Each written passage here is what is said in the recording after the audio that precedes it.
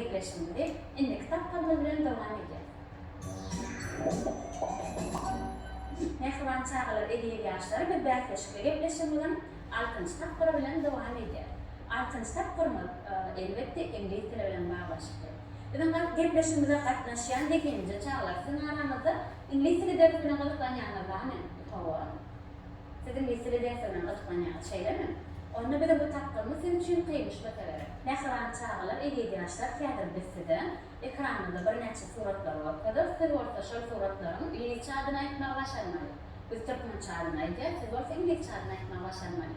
Şartını düşündü mü? Mehriban çağlar ediyeli yaşlar biz bu tapkırmadan savallarını makul sözlük online internet sahifası birlikte tayarladık. Eğer de sizin aranızda kim? İngiliz dili dersi bilen kalıplanyanlarınız bar bolsa, ya da bilesiniz gelen tasarruflar bar bolsa, onu makul sözlük online internet sahifasına girip, özünüzü kalıplandırılan savallarınız bilen, özünüzü kalıplandırılan sözlükleriniz bilen, bilesiniz gelen zatlar bilen meşgullanıp, şu yerden tapıp bilersiniz Mehriban çağlar. Dereceğiz, neyme görüyoruz? Ekranında tiyatro görüyoruz. Şeyde değil mi?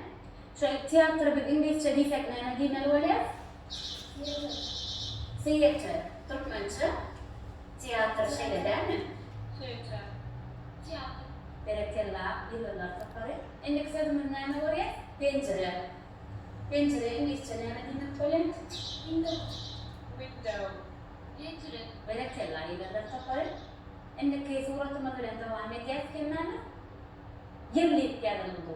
Yani demek yerleymek? Yeah. Yeah. Yeah. Berekella, yıllar takarı. Endeki suratımız bilen devam edeceğiz. Şunlar takarı diyeceğim. Yani oraya çılık şuraya. Şeyle değil mi? Ruler. Ruler. Çıgıç. Berekella, şunu takarı.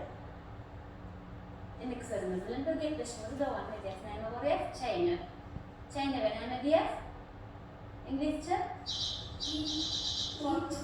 Teapot. Çayne. Teapot berekella. Dilizler takarı. Ne Mehriban çağlar, ediyeli yaşlar. Bizim size Gorkay Möksünen suratlarını da şunlardan ibaret. Elbette bu taplarımızda İngiliz dili boyunca bölünüp, kaysi taparı yenici olurlar. Elbette sizin için kim kılıkladır? Ve yaklaşık üretleşiminin bu taplarını yıllar taparı yenici olurlar. Berekella yıllar taparı, bitti de bu kadanın eşine böyle tesirimizden bakıyor. Mehriban yaşları, yani kim belirli geçişini geldi. Biz bu taplarımızın savallarını makul sözlük online internet sahifası ile birlikte tayarladık.